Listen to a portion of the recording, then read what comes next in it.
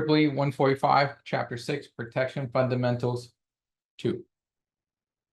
All right, so this time we're going to go ahead and start talking about a new type of protection scheme, right? And of course, before we ever go that, we need to always ask ourselves the same questions.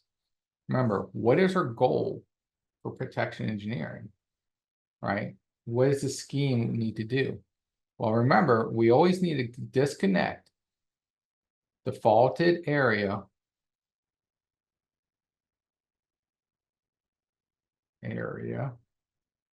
as fast as possible, right? The less time the faulted device is on the system, the more stable our system will be. Now, you always ask yourself, why is speed important in the power system? Kind of just said it, but let's reiterate: faster clearing equals less damage. Now, of course, speed is very important, but last week we talked about, well, what about selectivity? Do we have to we have to sacrifice a little bit of selectivity or speed in overcurrent protection, right? But just remember, for now, selectivity is to trip only if the fault is in our area. Okay, remember, protection schemes, you typically have areas that you cover, and then other areas have other relays that will cover that area. So we only trip if it's on our zone or our area, and not trip for faults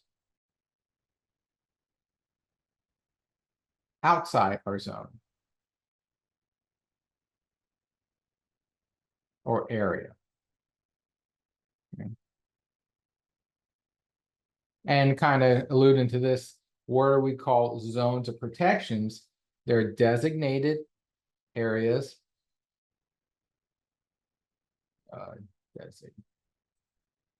Let's delete this I, sorry.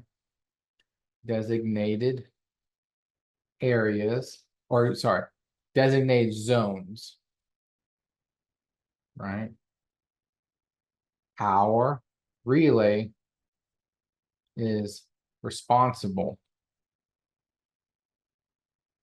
to oversee. Okay, so remember, we talked about early in the semester, zones of protections are a specific area our relay will cover, and we expect another zone nearby to be covered by another relay. So then we have this kind of blanket of zones that will cover the whole entire power system. Okay, so here we're going to focus on one particular zone. In this case, is the protection of a transformer. So we have a transformer in the middle right here. Let's draw our zone of protection. Where our zone of protection is going to start where the CTs are. I'm kind of wrap around like this. This is our zone. So anything within this zone is protected. Now, first question is always be, where are the boundaries of these zones? Typically, the boundaries of the zones are where you can sense the currents, which is our CTs. The CTs that sense a current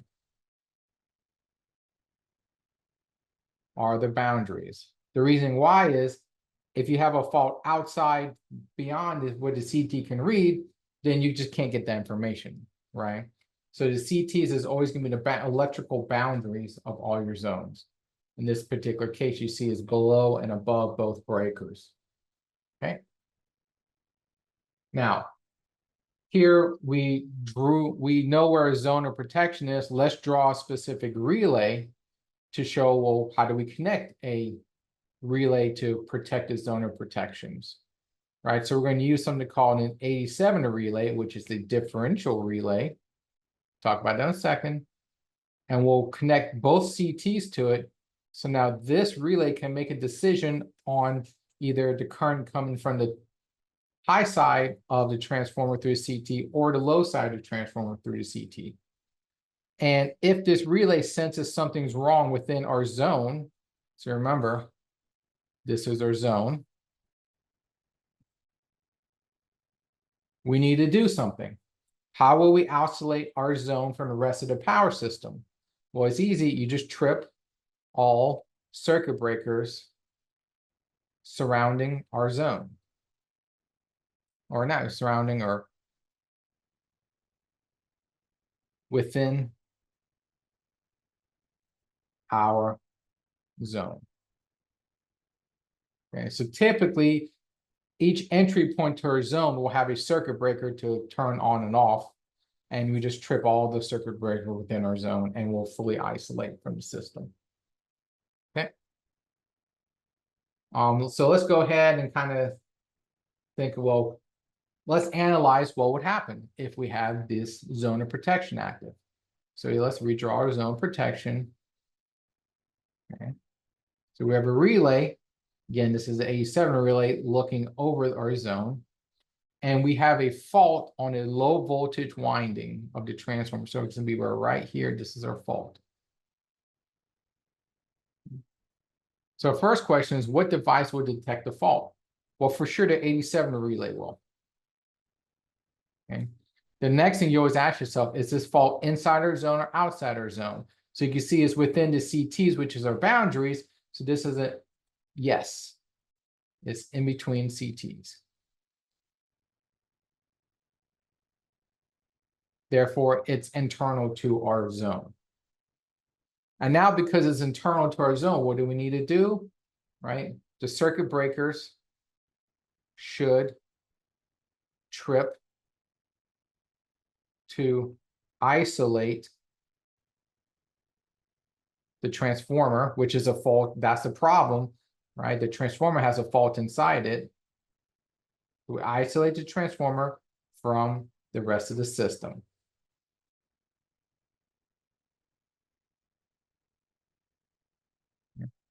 And that's called, we cleared the fault from the system. And now the system can recover and hopefully go back to normal until we can go and fix it. Okay, so that's for a fault within our zone. So let's think about what happens if there's a fault outside our zone. So here we have a fault on the high voltage bus, which is right here above the transformer. So we're gonna have a fault all the way up here. And we're gonna ask ourselves, what device will detect it? Oh yeah, let's draw 87 relay again.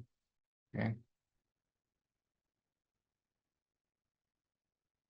Now, depending on where your source is, the 87 relay might or might not detect it. Depends on the topology of your system. So I'm going to say the A7 possibly.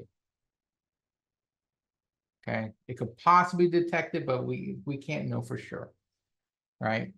One way or the other, we detect it or not. The question is the fault internal to our zone? No, it's beyond our CTs. It's outside our zone. Okay, and again, there's a chance that if there's no fault current flowing through our zone, we might not even see it. So because it's outside our zone, should we do anything? No, not our responsibility.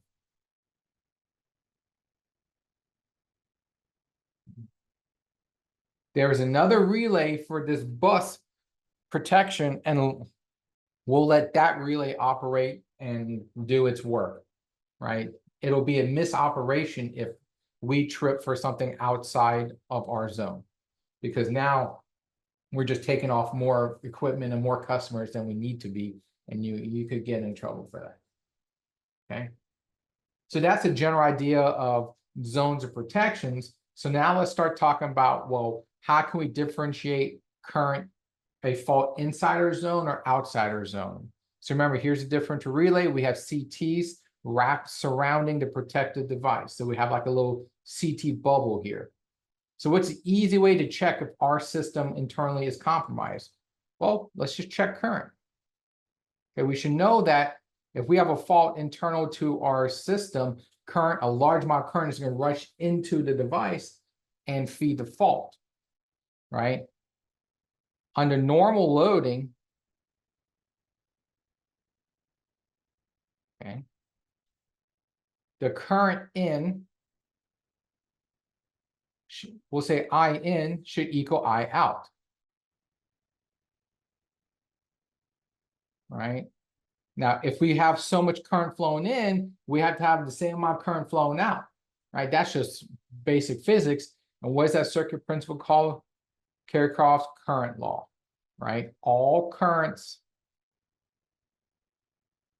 entering a node must add up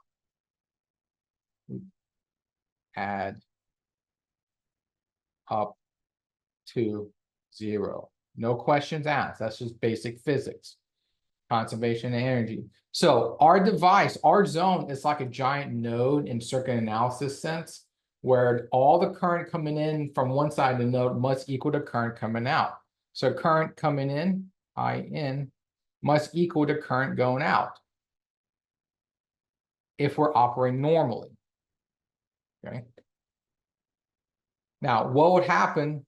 Actually, let's talk about that right now. I'm talking about it, and that's the next slide. So let's say under normal load conditions, compare the current going in versus going out.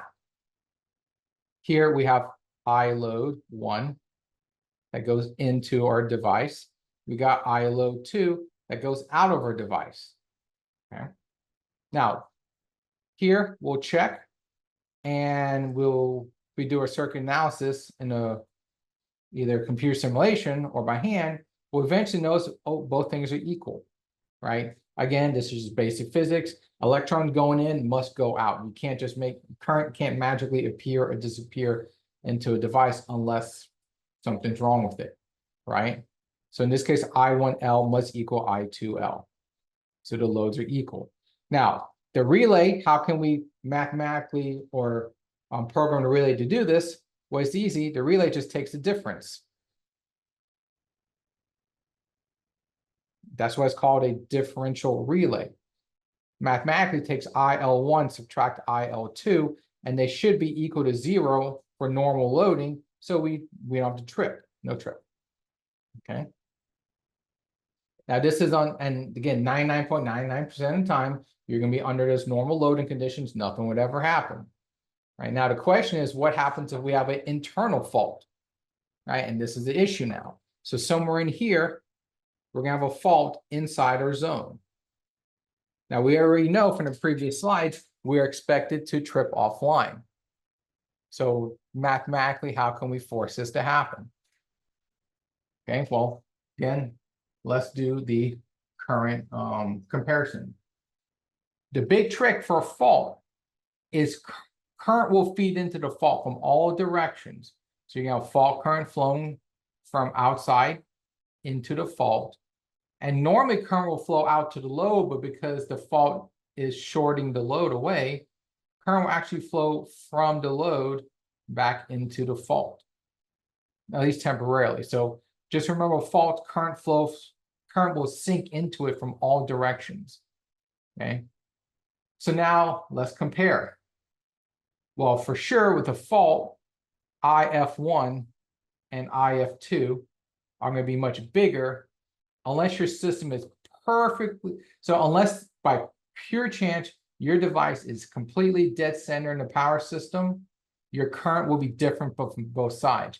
You might have a big generator on the left side and nothing on the right side, so your IF1 will be much bigger. I've never seen it where both currents are exactly the same, but technically it's possible if you're really, really lucky. So they're not going to be equal. So that's one hint. And there will have opposite polarity. Okay. Normally, if you look at the arrow for IW2, we're expecting the current to go out on the right-hand side to the load, but the current arrow we drew for faults are opposite to IW2, so that's why that's opposite polarity. Okay. The fault current is going against what we expect. So when we check this, check the difference, we know IF1 and I-fault2 will not equal 0. Number one, the magnitudes are different, and number two, the polarities are different, so they'll actually add together instead of subtract. Either way, it's a non-zero value. This is a trip operation, so you should expect the circuit breakers nearby should operate and take this device off the system, which there's a fault inside it. We need to. Okay. Now, the third scenario we always look at is what happens if we have a fault outside our zone, nearby, but outside our zone. So let's put a fault right outside our zone, call it a fault. And again, let's think of where's a fault current flow? Where for sure the fault current is going to flow from our device to the fault. Now there's no fault internally, so where's the fault current flowing from? It's going to flow from the other side. Okay. That's a 1. Okay. So again, a high amount of current flowing through, but the difference now is we're just like a pass through for the fault current for our device. So IF1 and IF2 will have the same magnitude.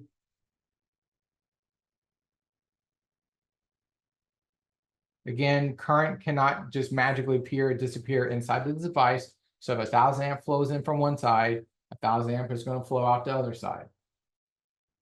Okay, so the same magnitude and polarity. And the reason why polarity is the same is because the way the current arrow is drawn and the dots are drawn, they're width. So IF21, or sorry, this is a 2. My apologies. IF2 is in line with I winding 2 current arrows, so we're fine. Okay. Now, let's go ahead and take the difference, like what the relay is going to do. Even though the magnitudes might be very high, IF1 minus IF2 will still be equal to 0. Again, node analysis, right? Can't fight physics. So in this particular case, we should not trip, which is correct because the fault is outside of our zone. Okay.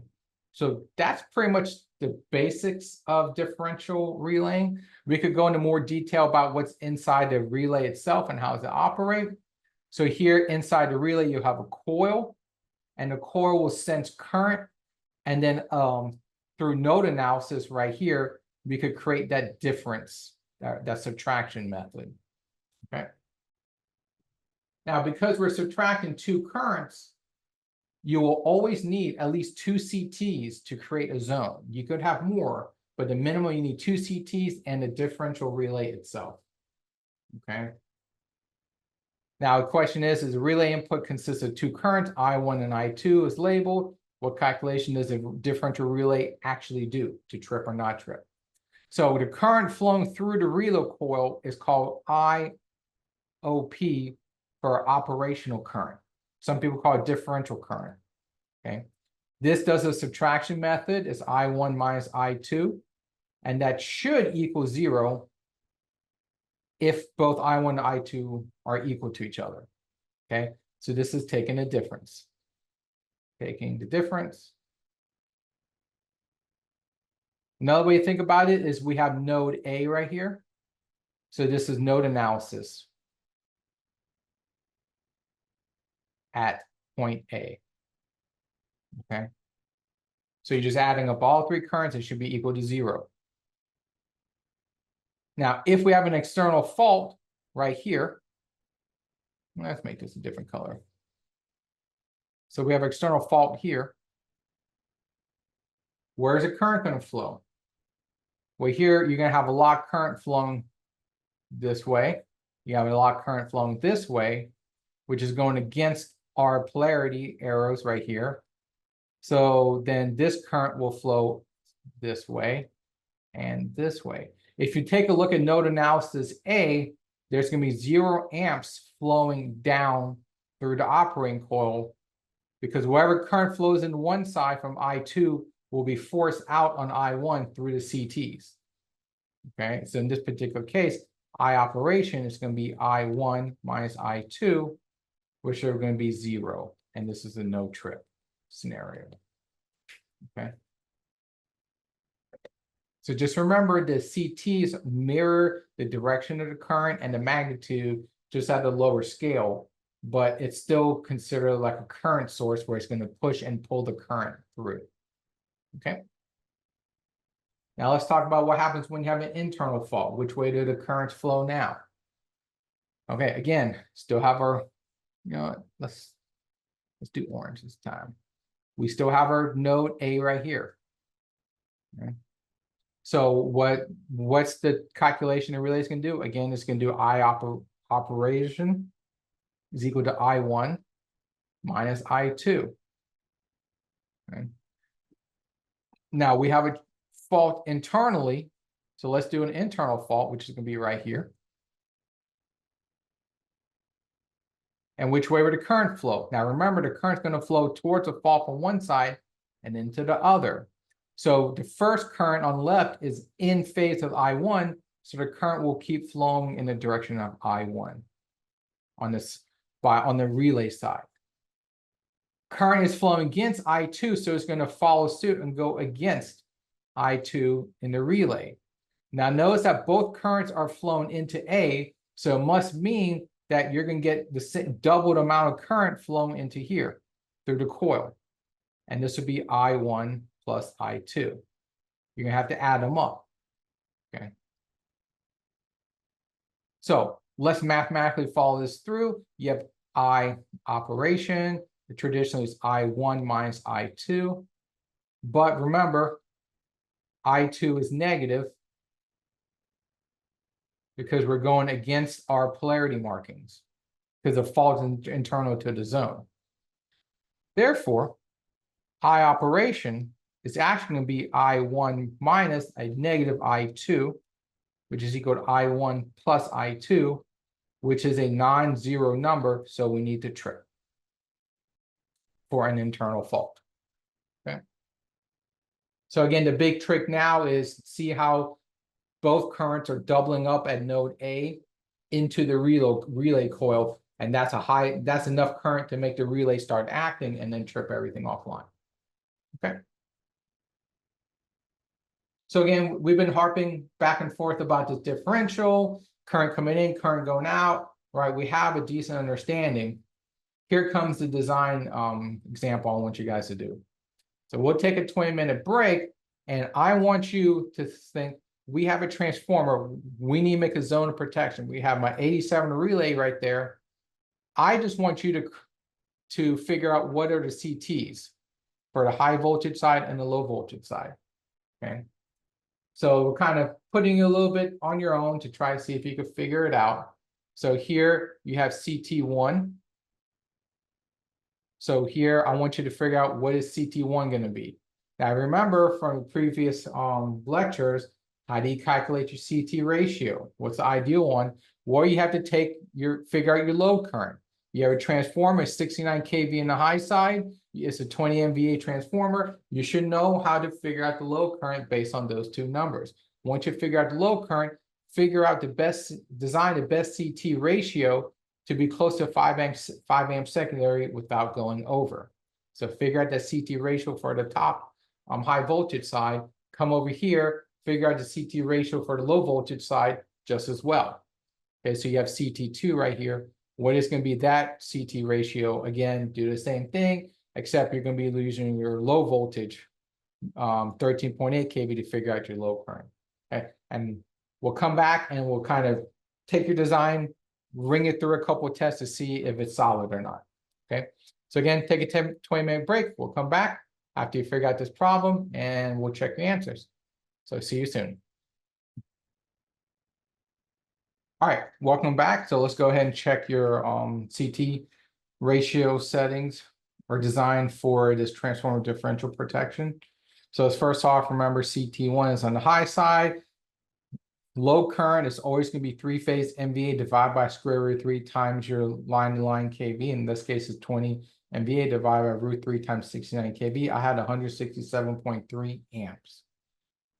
Now, selecting the correct CT ratio based on what we're given here, 200, 500, 400, 500, 600, 800, 1,000, 1,200, you want to choose the best you can get to 5 amps without going over.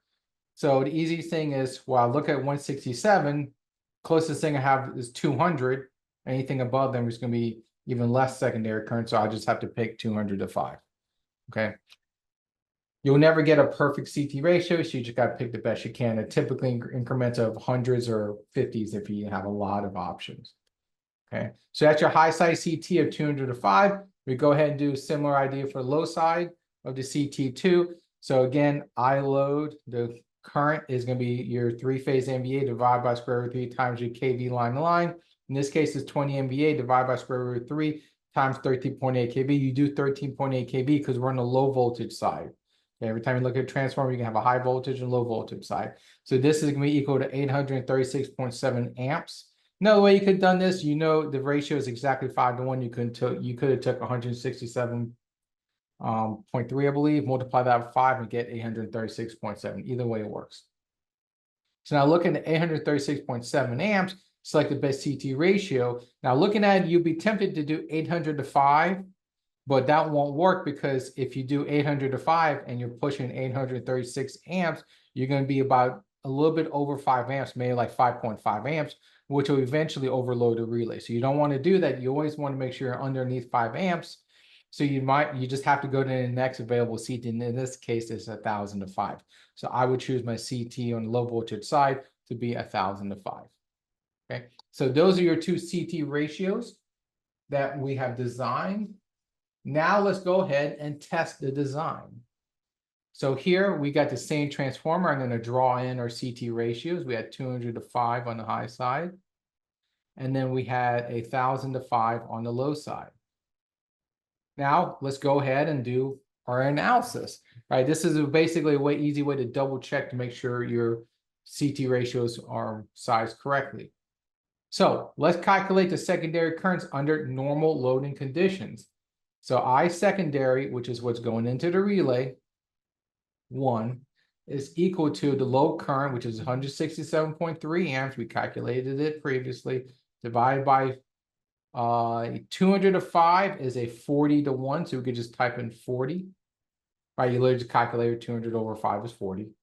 And it's equal to 4.18 amps. Okay. So we'll go ahead and do the same thing for the secondary side.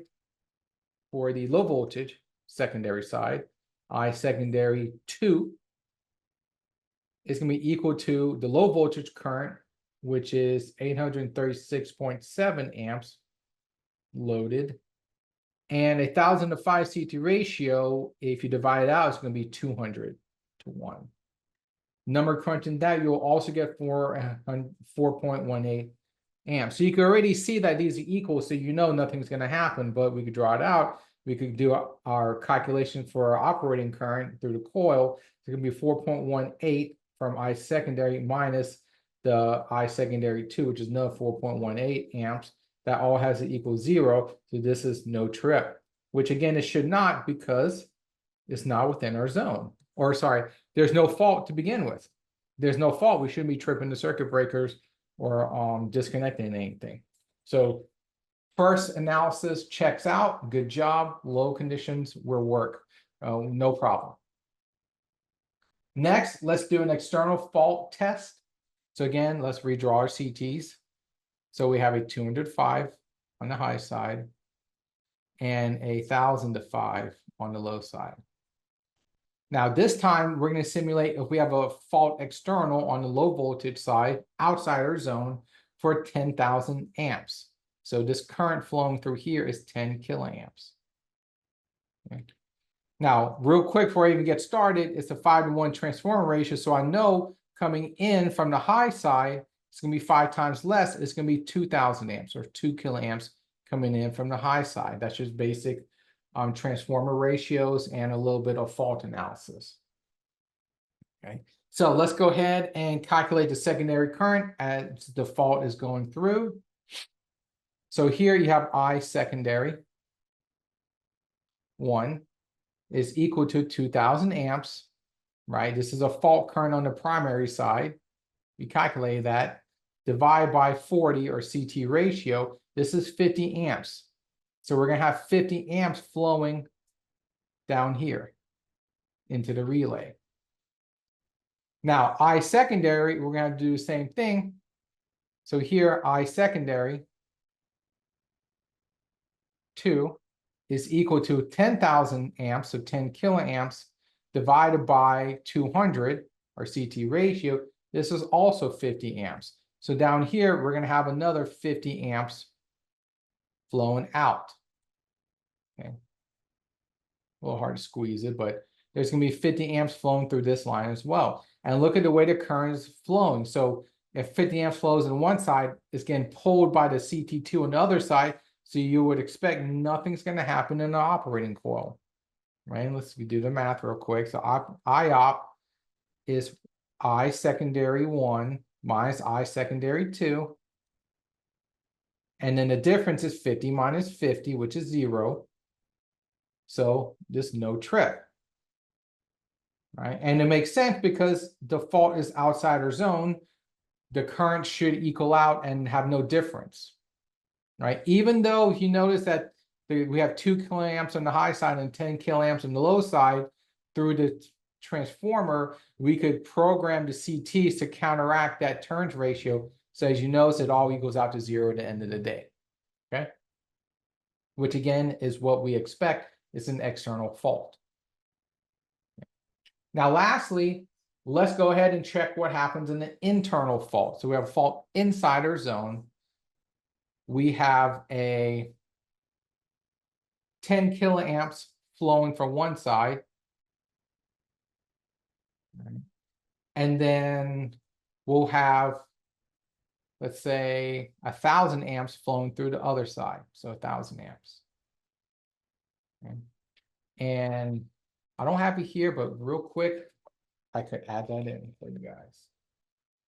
Give me 1 second to make the notes correct. There you go. So just this will be accurate to what you have on for you. So here we get 10 kiloamps flowing in from one side, 1,000 amps flowing to the other. Remember, they both feed into the fault. So let's go ahead and do a circuit calculation. So again, CT ratios, we have a 200 to 5 on one side, and then we have 1,000 to 5 on the other. Okay, that's this CT ratio right here. So same strategy. Let's look at our secondary current flowing into the relay. So I secondary 1 is going to be 1,000 amps on the high side, divide by 40. So we're going to get 25 amps flowing in. Okay, so here we got 25 amps flowing into the relay this way. Okay. Now secondary amps is a little trickier. So let's go ahead and pay a little more closer attention. So secondary amps for the low voltage side is 10 kiloamps.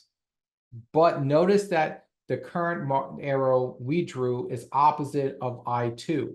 So we're actually going against the normal current that we expect. So this should be negative because we're flowing in the opposite direction. And this is going to be divided by the CT ratio of 200. So this should be negative 50 amps. Okay. And just to show you here, we're going negative 50 amps means we're going against the current. So I secondary 2 will be, well, you know, let's just show it this way. Current should be flowing out at a negative 50 amp rate. So what we can do is we could flip this arrow and get rid of polarity because current is actually flowing into the relay like so. 50 amps flowing in, okay? So you remember, if you flip the arrow, the polarity marker of the current arrow, you also have to flip the negative or positive polarity of the actual current itself, okay? So as you can see here, both of them are going in, right? So let's go ahead and do our operating current. So I operating is always going to be I secondary 1 minus I secondary 2. So you always take the difference of the currents going into the 87 relay. I secondary 1 is 25 amps. We're going to minus, now pay attention, we got that negative sign, this negative minus 50 amps, which in reality is going to be 25 plus 50, okay, which is what I have drawn here. You can see the two current arrows are flowing into the A7 relay. They're adding together, which will have a total of 75 amps. Okay, this is much, much higher than 0. So this is a very solid trip function that we need to do, and then isolate this transformer from the system, because 10,000 amps flowing from the high side, 10 kiloamps flowing from the low side. This is causing a giant disturbance in the system. You're going to burn things up if you don't get this transformer offline as fast as possible. And that is why differential schemes are used so extensively. Okay. Now, one thing you notice with differential schemes is the crutch, or the crux to all of this, is is our current equal to 0 or not? If it's not equal to 0, we should immediately trip offline. Now that's in a perfect world, and realistically, that current will not always perfectly cancel to 0 amps.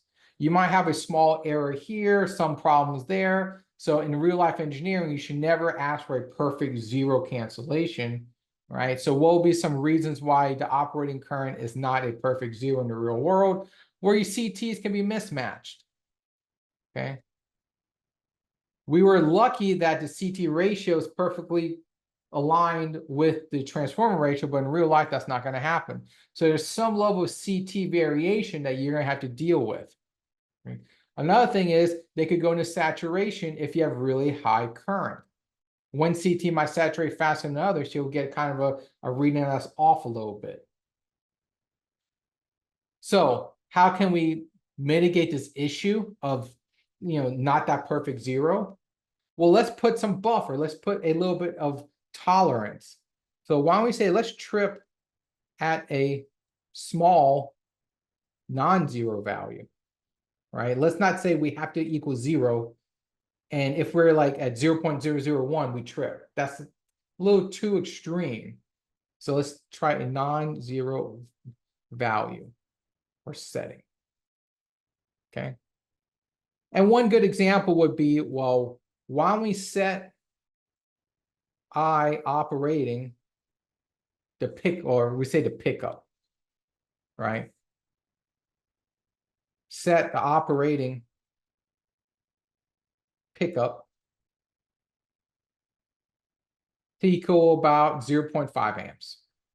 Okay, some people might put it to 1 amp, but 0.5 is a good small minimum number. So that way, if our new rule is if the I operating current is ever greater than 0.5 amps, we trip. Okay. So I think that 0.5 amp is a small enough number that it's not going to give us, it's not going to have any real detriment, because if a fault is coming into the zone, like you saw the calculation, it's going to be 75 amps. It's going to be 50 amps. It's going to be very, very high. So there's never going to be a real life scenario where you have an internal fault and you're not, and that 0.5 amps will stop it from operating. It'll always end up shooting up to 30, 40, 80 amps. Okay. So 0.5 amps is just there in the normal loading issues, a little bit CT mismatch. The last thing we want to do is trip the transformer on a hot summer day and get customers offline. Okay, so again, a little room for error goes a long way in trying to stabilize the differential scheme. Okay, so just to give you a summary, differential protection is very fast. In our industry, is pretty much the fastest you can possibly get. It's the best in the industry. Honestly, people love differential protection. If you ever have an option, this is the best you can use. Selectivity is very easy to identify internal versus external zones and faults. We can also place the CTs anywhere we want to make that zone as big or as small as possible. Next, you only need current to operate. Nowhere did we have a setting or do any calculations, or the relay did any calculations based on voltage. The only time we ever use voltage is for the low current, and that's the relay itself does not need that. That's just for our own design. We can use it for any device, really: generators, motors, line protection, transformers, any device that can be wrapped around a differential protection. We can use it, and it is used extensively in the power system. I'd say the only downside to differential protection is that it is relatively expensive compared to other schemes you can use. And if for some reason you lose connections between the CTs, then the differential relay won't operate anymore. So for example, if somebody cuts the wire or something breaks, the differential scheme won't operate unless it has all the CTs connected to it. But that's very rare. Almost never happens. So best practices when you're designing a protection scheme with differential relaying is, remember, differential relay, you need an element for each phase, right? We didn't talk about it here. We just looked at one phase or one wire, but in real life, you'll have a A phase differential element, a B phase differential element, and a C phase differential element. In mechanical relaying, you literally had one per phase. So you had 3 mechanical relays, all 3 differential for one set of wires, A, B, C. In a microprocessor-based relaying, this is all brought into one relay. So you have one SEL relay that can do all the 3 of those functions. You want to try to match the CTRs as much as possible. So always try to choose the best CTs to match your load current. And if you choose something way off, your differential protection is gonna have a lot of issues trying to hone in on the right answer. When selecting CTs and you're building new substations or you're replacing CTs, try to get them from the same manufacturers at the same time of manufacturing. Meaning we call them sister CTs. You really want the CTs to come from the same block of metal, the same assembly line by the same people. That way it's as close as possible to the same identical copies of each other. That way there's less mismatch, less saturation, less error. Okay. If you try to mix different manufacturers' CTs together, one's brand new, another one's 40 years old, you might run into some issues. Okay.